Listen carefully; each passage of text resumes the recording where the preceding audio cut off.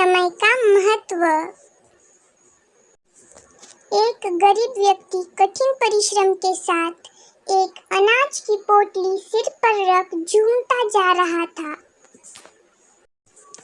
उस पोटली में एक छोटा सा सुराख था, जिससे धीरे धीरे अनाज के दाने गिरते गए, पर व्यक्ति अनजान रहा।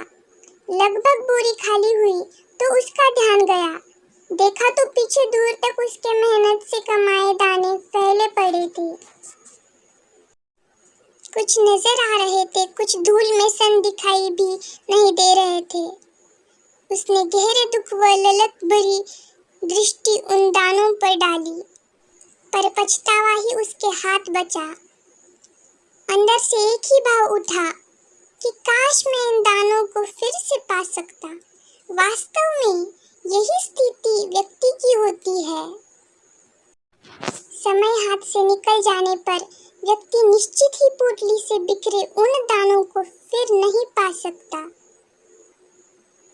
परंतु यदि समय है तो परिश्रम करके दोबारा अवश्य एकत्र कर सकता है। बीता हुआ समय और बीता हुआ जीवन कभी दोबारा वापस नहीं लाया जा सकता। फिर भी हम सब क्षण क्षण करके पोटली के दानों की तरह परमात्मा की ओर से मिले समय को बिखेरते रहते हैं। पीछे बस इच्छाएं शेष रह जाती है। नव वर्ष हम सब से एक ही पुकार कर रहा है कि मैं आ तो गया हूँ, लेकिन बीते वर्ष की तरह हमें यूं ही न बिखरने देना। विगत वर्ष जो कुछ भी हुआ, यदि कोई उन दिनों घटी घटनाओं का प्रत्यक्ष दर्शन करना चाहे तो यह असंभव है। सदैव से यही होता आया है, इसलिए समय को काल भी कहते हैं। काल अनंत काल से अपने साथ न जाने कितने प्रभावों, स्वभावों, अभावों, दबावों से लेकर जीवन, परिवार, समाज से जुड़े उखाड़ पछाड़ को अपने में समेटा रहा है।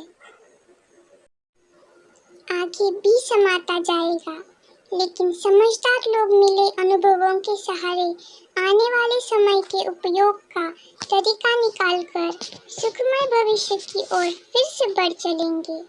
यही जीवन का उसूल है। समय ही उखाड़ और विनाश का कारक भी बनता है और असंभव को संभव बना देने वाला निर्माणकर्ता भी यही है। यह हमें पुनः नई ऊर्जा से भर देता है। समय के साथ परमात्मा का गहरा घुटाव जो है, सब परमात्मा अनुशासन में रहकर नव वर्ष में जीवन धन्य बनाए।